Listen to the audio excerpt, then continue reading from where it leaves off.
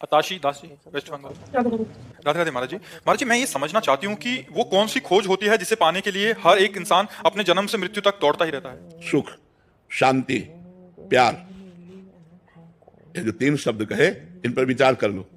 हर व्यक्ति सुख चाहता है जिसमें दुख न मिला हो, हर व्यक्ति शांति चाहता है जहां शांति न हो, हर व्यक्ति निश्चल प्यार चाहता है, मुझे कोई प्यार करे। है कि नहीं मांग?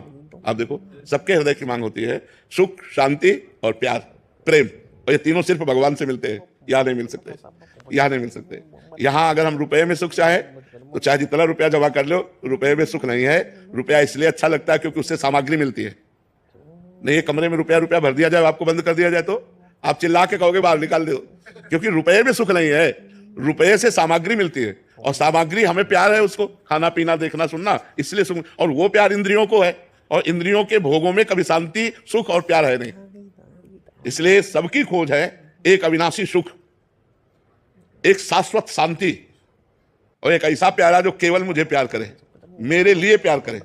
ऐसा यहां है नहीं।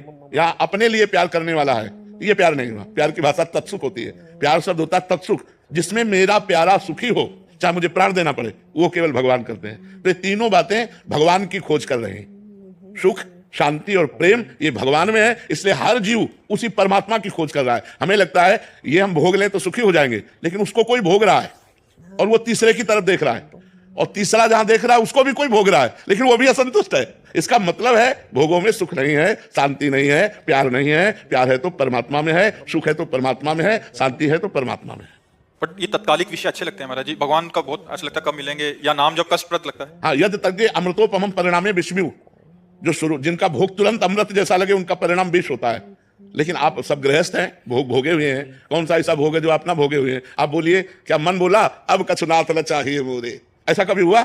ऐसा कभी नहीं हुआ। और ऐसा तभी होगा जब भगवान के चरण मिल जाएंगे। जैसे केवट भगवान के चरण धो रहा है ना, अति आनंद उमग अनुरागा, चरण सरोज पखारन लागा। अब भगवान बाद में जानकी जी की अंगूठी देते हैं तो क्या कहता है? अब कछुनाथ न चाहिए। पा गए हम, आज मुझे वो मिल गया जो बहुत जन्मों से खोज रहा था।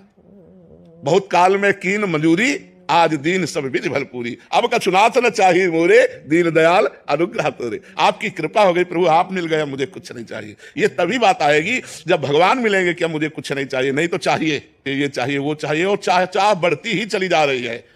जो चाह पूर्ण हो गई तो उससे हमारा काम नहीं बना, हम और चाह कर रहे हैं। चाह करते करते मर जाते, फिर नया जन्म होता है, फिर वही चाह, फिर नया जन्म। ऐसे कितना कल्प व्यतीत हो गया हमको भटकते हुए। अब हमें थोड़ा विचार करना चाहिए कि हमारी मांग क्या है। हमारी मांग भगवान है, अंदर की जो मांग है वो भगवान है, क्योंकि